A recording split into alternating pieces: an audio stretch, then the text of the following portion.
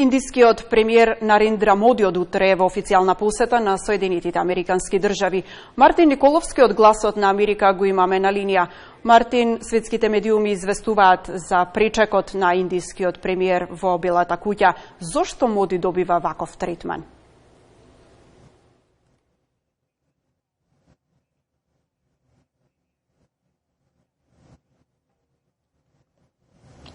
Александра, добро вечер од Вашингтон.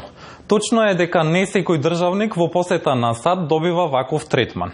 Председателот Џо Бајден го пречекува индискиот премиер Нарендра Моди со црвен тепих во Белата куќа за официјалната посета која вклучува и државничка вечера, што е голем и не толку чест настан во Белата куќа.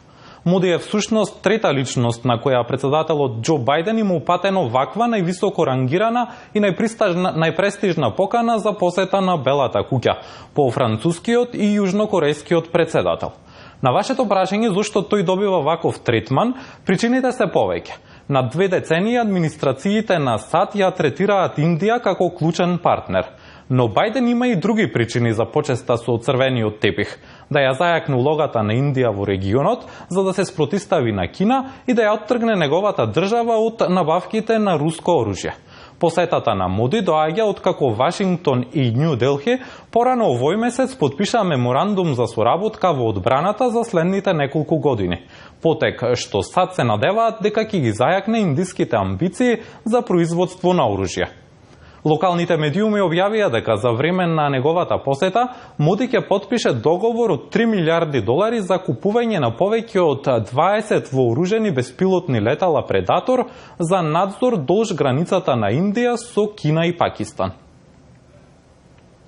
Мартин, годинава Индија преседава со Г20. Како се толкува релацијата на тој факт со посетата на Вашингтон?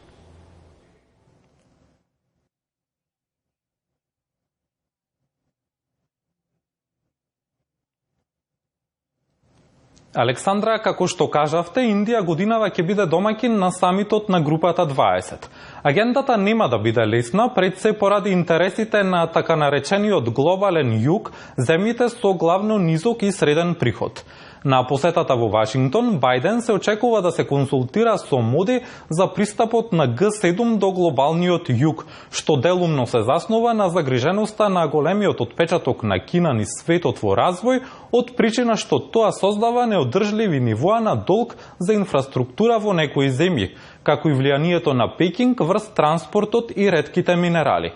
Моди го турка предлогот да и се даде на Африканската унија постојано членство во Г20.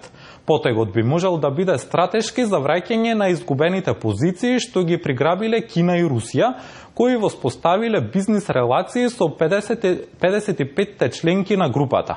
Пекинг со заемите за инфраструктура и Москва со извозот на оружје. Моди исто така најверојатно ќе разговара со Бајден за непријатната задача на финализирање на списокот на гости на Г20, дали да го покани рускиот председател Владимир Путин, чија земја е членка. Среде заканите за бојкот на лидерите на Г7, минатогодишниот председател на Г20 Индонезија ја надмина дипломатската главоболка со тоа што го убеди Путин да го испрати својот министер за надворешни работи и го покани украинскиот председател Володимир Зеленски да присуствува практично како наблюдувач. Како што гледаме, оваа посета може да донесе интересен развој на глобалната политичка сцена. Александра? Мартин, ако тоа беше се, ти благодарам за вклучувањето во живо од Вашингтон.